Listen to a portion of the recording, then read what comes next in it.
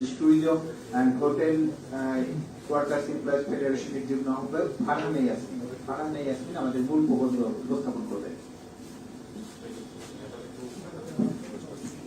ধন্যবাদ। আসসালামু আলাইকুম। বাজেট ভাবনা, করোনা কালে বিপর্যস্ত পর্যটন খাত এবং পর্যটন শিল্পের শ্রমিক কর্মচারীদের সুরক্ষায় করণীয় শীর্ষক আলোচনা সভা। প্রিয় সুধী, Bangladesh tourism and hotel workers employees ফেডারেশনের পক্ষ থেকে শুভেচ্ছা গ্রহণ করুন। অপরূপ প্রাকৃতিক সৌন্দর্যের লীলাভূমি বাংলাদেশ, দক্ষিণ পূর্বে পৃথিবীর দীর্ঘতম কক্সবাজার সমুদ্র সৈকত, পার্বত্য অঞ্চল, দক্ষিণে সাগরকন্যা কুয়াকাটা আর পৃথিবীর বৃহত্তম ম্যানগ্রোভ বন সুন্দরবন, উত্তর পূর্বে নয়নাভিরাম পাহাড়ি ঝর্ণা, টিলা আর চা বাগান। এছাড়া কবিগুরু রবীন্দ্রনাথ ঠাকুর, জাতীয় কবি কাজী নজরুল ইসলাম, শিল্পাচার্য জয়নুল, বাউল সম্রাট লালন, সনেট কবিতার প্রবর্তক মাইকেল মধুসূদন দত্তের স্মৃতি বিজড়িত স্থান, মহাস্থানগড়, ময়নামতি সহ অসংখ্য প্রত্নতাত্ত্বিক নিদর্শন সারা দেশ জুড়ে ছড়িয়ে রয়েছে, যার পরিকল্পিত উপস্থাপনার মাধ্যমে বাংলাদেশ হতে পারে ভ্রমণ পিপাসু পর্যটকদের আকর্ষণের কেন্দ্রস্থল।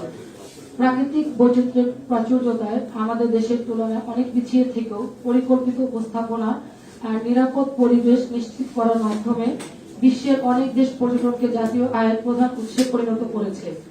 সিঙ্গাপুরের জাতীয় আয়ের ৭৫%, তাইওয়ানের ৬৫%, হংকংয়ের ৫৫%, ফিলিপাইনের ৫০%, থাইল্যান্ডের ৩০% পর্যটনেরই অবদান। ২০১৭ সালে বিশ্ব জিডিপিতে পর্যটন খাতের অবদান ছিল ১০.৪%, করোনার আঘাতের পূর্ব পর্যন্ত, যা ছিল দ্রুত বর্ধনশীল।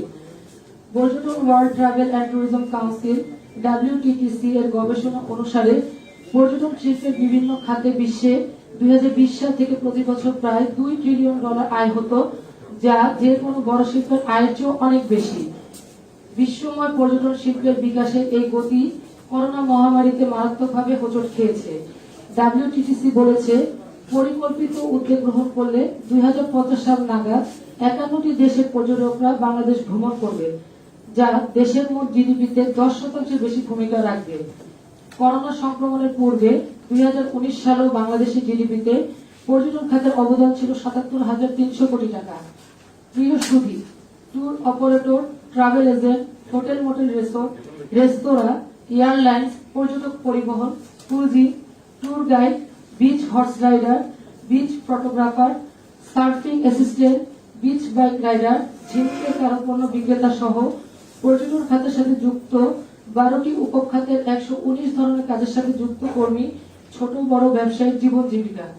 অথচ পর্যটন শিল্পের অভিভাবক হিসেবে কাজ করে পর্যটনের একটি উপখাত পর্যটন পরিবহনের অংশ বেসামরিক বিমান মন্ত্রণালয়। ফলে বেসামরিক বিমান ও পর্যটন মন্ত্রণালয়ের নামে বরাদ্দের ৮০% বেশি খরচ করা হয় বিমান রক্ষণাবেক্ষণে। ২০২০-২১ অর্থ বছরের বাজেটে বেসামরিক বিমান ও পর্যটন মন্ত্রণালয়ের পরিচালন ও উন্নয়ন খাতে মোট ৩,৬৮৮ কোটি টাকা বরাদ্দ করা হয়েছিল। করোনা সংক্রমণ নিয়ন্ত্রণে ঘোষিত সাধারণ ছুটি আর জারিকৃত বিধিনিষেধের ফলে ২০২০ সালে বাংলাদেশের পর্যটন খাত প্রায় ৫ মাস সম্পূর্ণ বন্ধ ছিল। বাকি ৫ মাস চলেছে খুঁড়িয়ে খুঁড়িয়ে। স্বাভাবিক অবস্থায় ঘুরে দাঁড়ানোর পূর্বেই চলতি বছরের এপ্রিল থেকে করোনার দ্বিতীয় ঢেউয়ের আঘাত হয়েছে বিপর্যস্ত। পর্যটন শিল্পের ট্রেড বডির সময়ের ভাষ্য অনুসারে করোনায় এখন পর্যন্ত পর্যটন খাতের ক্ষতির পরিমাণ ৩০,০০০ কোটি টাকারও বেশি। এই সময় বরাদ্দকৃত বাজেটে ২,৯৮৪ কোটি টাকা খরচ হয়েছে, কিন্তু ব্যয়িত অর্থ বিমান আর পর্যটন কর্পোরেশনের কর্মকর্তা কর্মচারীদের বেতন ভাতা পরিশোধ ছাড়া বাংলাদেশ পর্যটনের উন্নয়নে কোথায় ব্যয় হয়েছে তা পর্যটন সংশ্লিষ্টদের কাছে দৃশ্যমান নয়। পর্যটন শিল্প সংশ্লিষ্ট কোনো খাতের বিনিয়োগকারী কিংবা শ্রমিক কর্মচারী কেউ ১ টাকাও সহায়তা পায়নি। ২০২১-২২ অর্থ বছরে শিল্প সংশ্লিষ্ট বেসামরিক বিমান ও পর্যটন খাতে বরাদ্দের প্রস্তাব করা হয়েছে মাত্র ৪,০৩২ কোটি টাকা। অর্থাৎ বাজেট বরাদ্দের পর্যটন খাতে প্রত্যক্ষ পরোক্ষভাবে কর্মরত প্রায় ৪০ লক্ষ দক্ষ শ্রমিক কর্মচারী, যারা প্রায় বছরকাল ব্যাপী কর্মহীন হয়ে বেতন ছাড়া বাধ্যতামূলক ছুটি থেকে উপার্জনহীন হয়ে মানবেতর জীবনযাপন করছে। তাদের খাদ্য, চিকিৎসা, আবাসন, সামাজিক নিরাপত্তা কিংবা সামাজিক মর্যাদা নিশ্চিত করতে সরকার কোনো দায়িত্ব নেননি। অথচ অসংখ্য দক্ষ পর্যটন শ্রমিক পেশা পরিবর্তন করে হকার কিংবা খণ্ডকালীন কাঁচামাল ব্যবসায়ীতে পরিণত হয়েছে। 1999 সালে পর্যটনকে আবশ্যকীয় শিল্প বলে উল্লেখ করা হলেও করোনার ক্ষতি মোকাবেলায় সরকার ঘোষিত প্রায় 1.1 লক্ষ কোটি টাকার প্যাকেজ পর্যটন খাতের স্থান হয়নি। বিমান মন্ত্রণালয় বিমানে ঘাটতি পূরণে বাজেট থেকে বরাদ্দ নিতে যে পরিমাণ ব্যস্ত থাকে সে তুলনায় পর্যটনের বাকি খাতগুলি থাকে উপেক্ষিত।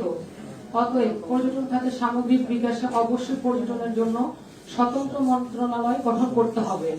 রাষ্ট্রের অবকাঠামোগত উন্নয়নের সাথে যুক্ত প্রতিটি বিভাগের সাথে পর্যটন মন্ত্রণালয়ের সমন্বয় প্রক্রিয়ার কাঠামো তৈরি করতে হবে। শ্রমিক কর্মচারীদের চাকরি, আইনের সুরক্ষা, মজুরি কাঠামো বলে কিছুই নেই। পর্যটন সৌন্দর্যের সাথে দক্ষ কর্মী সেবা পর্যটনের আবশ্যকীয় অনুষঙ্গ। এই উপলব্ধি থেকে বাংলাদেশ পর্যটন কর্পোরেশনের পরিচালনা ইনস্টিটিউট প্রতিষ্ঠা করা হয়েছে।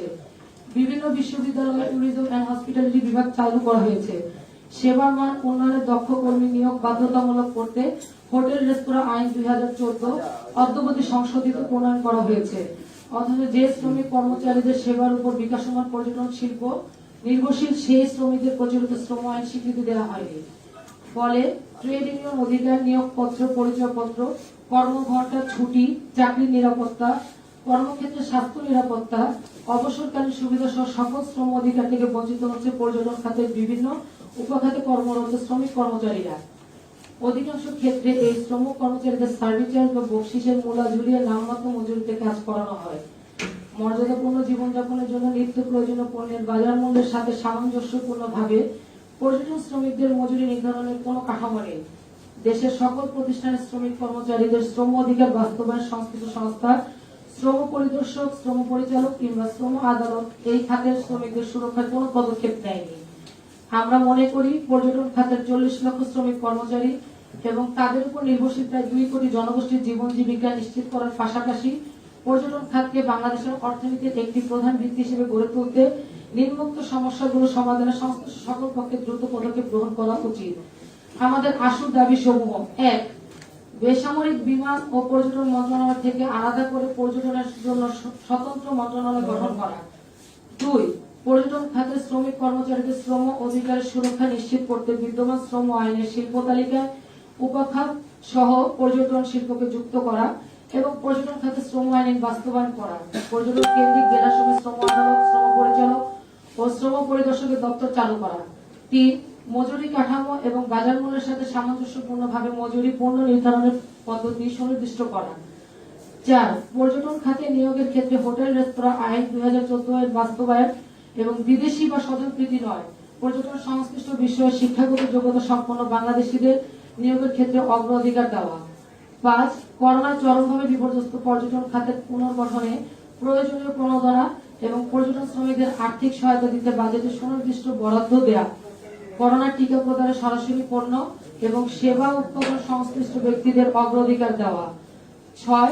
যে কোনো দুর্যোগে পর্যটন শিল্প ও শ্রমিকদের সুরক্ষা এবং শ্রমিক কর্মচারীদের অবসরকালীন সময় নিরাপত্তার ভবিষ্যৎ তহবিল গঠন করা।